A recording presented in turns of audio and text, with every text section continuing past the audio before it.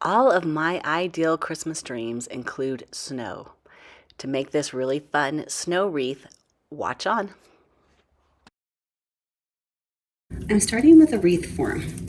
Normally I prefer a foam wreath form, but I want to make it an extra large wreath and I couldn't find a foam one as big as what I wanted.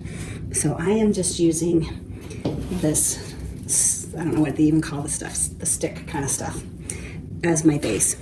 And I've got my Christmas lights.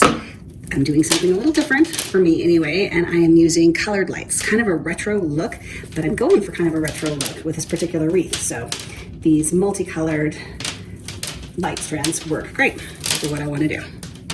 Because I want my lights to be fairly even in terms of how many lights there are in each section of the wreath, I folded my strand of 50 lights in half. I'm not using this bottom part that doesn't have any lights on it. So I'm going the top light to the bottom light and finding the middle point and then finding the middle point again. So this down here is my bottom, so I'm just gonna go exactly opposite of that. Pin those in. And I'll move these around probably a little bit, but just to get them started off.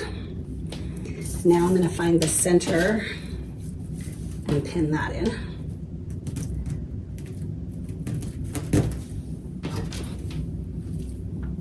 And then bring this one down to the bottom, pin that in.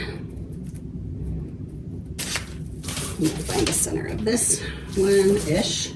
So if this is my bottom, that's my thing, this is my center-ish. Again, there's no science to this, it's just kind of a guesstimation. But now I know that I'm gonna have approximately an equal amount of lights all the way around. Now I'm just gonna go in with my pins and loosely just secure some of them in. And I wanna leave them pretty loose because as the foam grows, it's going to get bigger. So I don't want these tight up against my wreath. I want them to be really loose around the wreath so that I can pull them to the top and they don't get buried by the snow stuff. It's very important to have plastic down for two reasons: to protect your surface because the foam is very sticky, sticks to everything.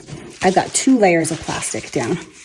The second reason that you need the plastic is because your foam, you're gonna spray your foam onto it and you'll need a plastic surface so that you can peel the back of that foam off.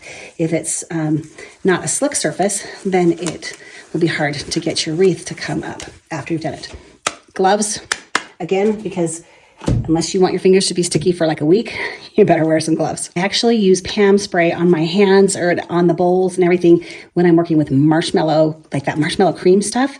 And this spray foam feels exactly like that marshmallow cream. So it gave me the idea to use the Pam spray. It works really, really well. I'm going to take my Pam spray and I'm going to spray the top of my nozzle. I'm spraying all of this stuff because once you've started to use the foam, it's going to harden up pretty quickly.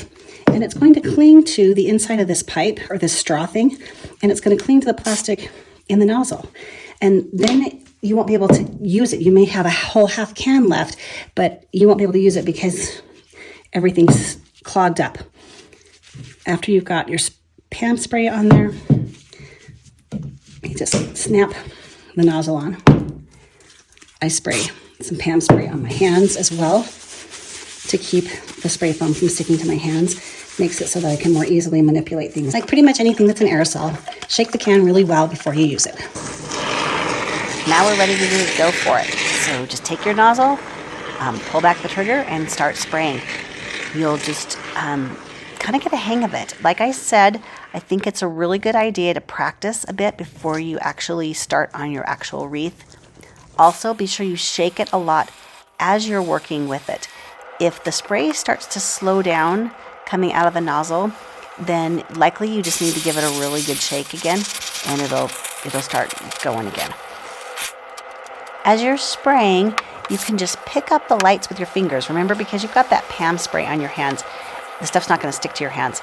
So you can manipulate the lights and move them around where you want them to be. Pull them out to the surface so they don't get buried, and just keep going until you've gone all the way around the whole wreath. While the foam's still sticky, I've got some glitter, and I'm going to come and just throw some glitter all over it.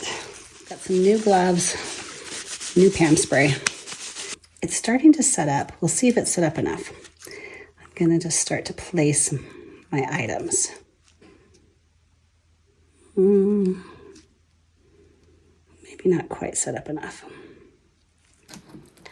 I found that I needed about an hour and a half for my wreath to dry before it was set up enough to start placing decorations. Ideal sweet spot for doing this is when the foam is firm on the outside but still mushy on the inside. This way you can use a knife, you can even just use your fingers and break into that top surface where it's to the part that's soft and gooey, and then insert or kind of snuggle your ornaments into the snow so that it looks like they're in the snow and not just, perched on top of the snow. It's going to look a lot better if it's integrated into the snow. And again, you can just use your fingers to manipulate it. You can use a knife, you can use any kind of tool, and just decide where you want things to be. For this particular wreath, I'm going for a winter wreath more than necessarily a Christmas wreath.